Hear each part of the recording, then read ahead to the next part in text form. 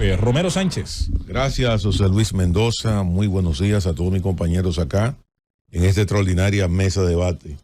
Buenos días a don Bienvenido Rodríguez Durán, nuestra querida doña Isabel Dienchi Rodríguez, y con ellos a toda la gerencia de esta empresa. Buenos días al país. Felipe, iniciar en tu comentario, porque al final ya es una información confirmada, lamentando el fallecimiento del doctor William Hanna, conocido por todos, exdirector del Instituto Dominicano de Seguridad Social y otros cargos que tuvo, y pasa sus restos y sobre todo por el gran ejercicio que hizo de divulgación de la medicina. Así es. Se pasa su resto y mi abrazo a Wendy, su ayuda.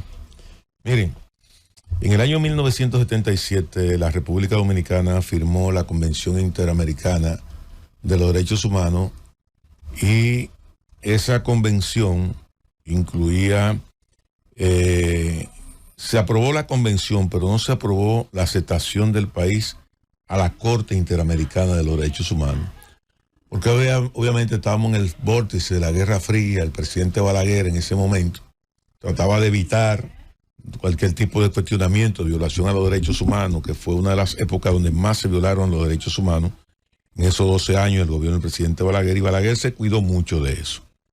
Sin embargo, en el año 1998, el embajador nuestro ante la OEA, Flavio Darío Espinal, solamente bastó con enviar una carta, una comunicación, aceptando la aceptación de la República Dominicana a la Corte. Ya habíamos firmado la convención. Una cosa era la convención y otra cosa era la Corte Interamericana.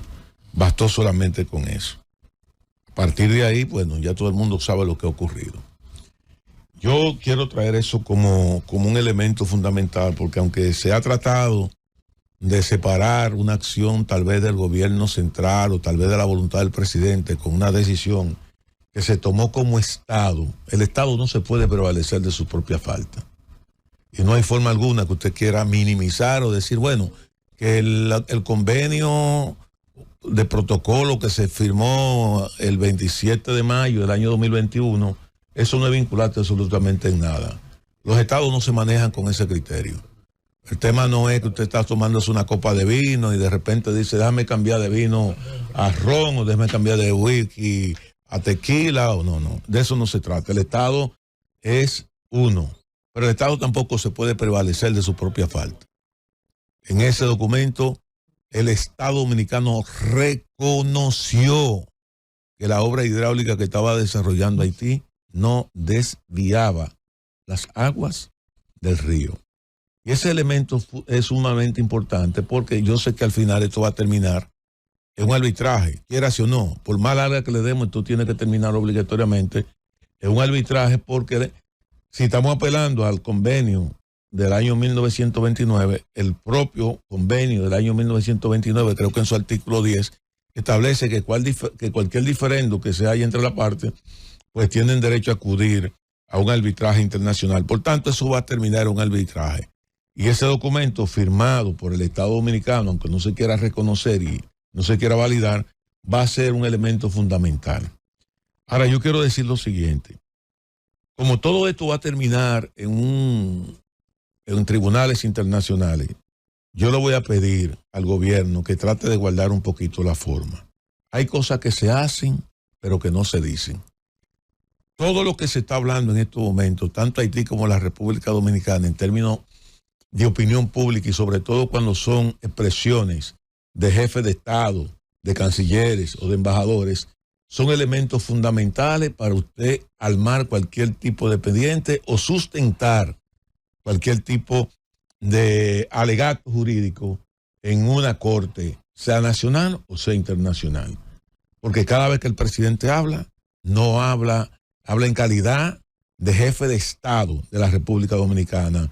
Cuando Ariel Henry habla en calidad de jefe de Estado de Haití, aunque no querramos reconocer que es un jefe de Estado, aunque pensemos que es un jefe de banda. Bueno, él estaba en el mismo escenario que estaban los grandes líderes del mundo, hablando a nombre de su país, y a él es que hay que reconocer como representante máximo de Haití. Entonces yo me voy a permitir estas dos narrativas de dos jefes de Estado. Voy a, ¿qué dijo en el día de ayer prácticamente en rueda de prensa paralela, el presidente o el primer ministro de Haití. Dice, abro comillas, en este punto no vamos a retroceder. Nuestros vecinos tienen que entender que al igual que utilizan las aguas del río Masacre para regar sus tierras, Haití tiene el mismo derecho. Eso dice Ariel Henry.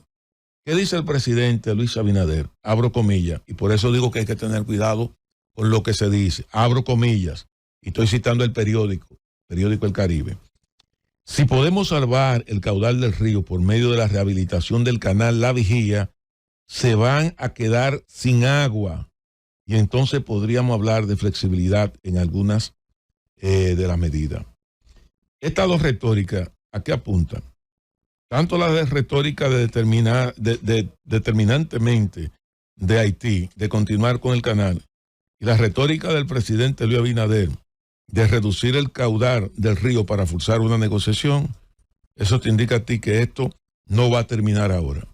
Es el mejor indicador, porque yo no creo que aún se queme el río va a impedir que los haitianos continúen presionando. Ya no, incluso estaríamos dando un argumento adicional. Ya no incluso en función del aprovechamiento de las aguas, porque estamos afectando ya un proyecto de ellos que ellos entienden que les pertenece. Y sobre todo un río que aunque no es binacional, es transfronterizo y pasa por territorio haitiano. Y esas aguas, querramos o no, pasan por territorio haitiano. Entonces usted está cortando un flujo de agua que pasa por un territorio extranjero y eso entonces incluye una agravante distinta. Por eso digo, la primera persona que planteó aquí la necesidad de tener el control de las aguas territoriales, sobre todo fronterizas, fui yo que lo planteé. La primera persona que planteó aquí la necesidad de avanzar con una ofensiva diplomática, porque esto no se iba a solucionar por la vía de hecho ni con presencia militar en la frontera. La presencia militar tal vez es una medida disuasiva para evitar que cualquier tipo de grupos armados pudiera en un momento determinado hacer un desastre en este lado. Pero no va a impedir que Haití pueda en un momento determinado seguir desarrollando esa obra. Ahora, hay que guardar la forma. Hay cosas que se hacen, pero no se dicen. Y sobre todo cuando viene de la boca de un mandatario y de un presidente. Porque al final todo este tipo de cosas terminan en una corte internacional.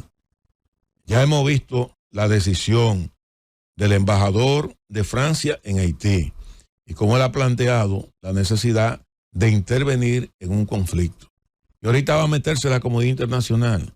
La propia Iglesia Católica ha hablado ya en la República Dominicana de la necesidad de un diálogo.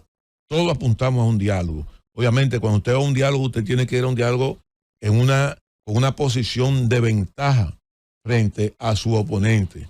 Pero la ventaja no solamente tiene que ser material, no puede ser solamente en vía de hecho, porque no estamos en una guerra. La ventaja tiene que darse en la vía diplomática. Usted puede escalar a lo máximo. Cuando está en un proceso de negociación y todos los procesos de guerra, la historia de la guerra así lo indican, que cuando se está en un proceso de negociación entre las partes en guerra, es cuando usted lanza la mayor ofensiva posible para tener mayor nivel de capacidad de negociación frente a su adversario. Ahora, la guerra se da cuando ya no hay capacidad de diálogo.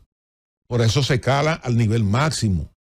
Si en estos momentos Ucrania y Rusia, que están en un conflicto por la invasión de Rusia a Ucrania, de repente se percibe que dentro de 3 o 4 o 5 meses se van a sentar a la mesa de negociación, pues yo sé que Ucrania va a lanzar su ofensiva mayor para garantizar negociar con mayor ventaja territorial, lo propio que lo va a hacer Rusia.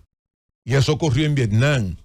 Entonces, pero no estamos en una guerra, porque la guerra se da cuando ya no hay capacidad de diálogo.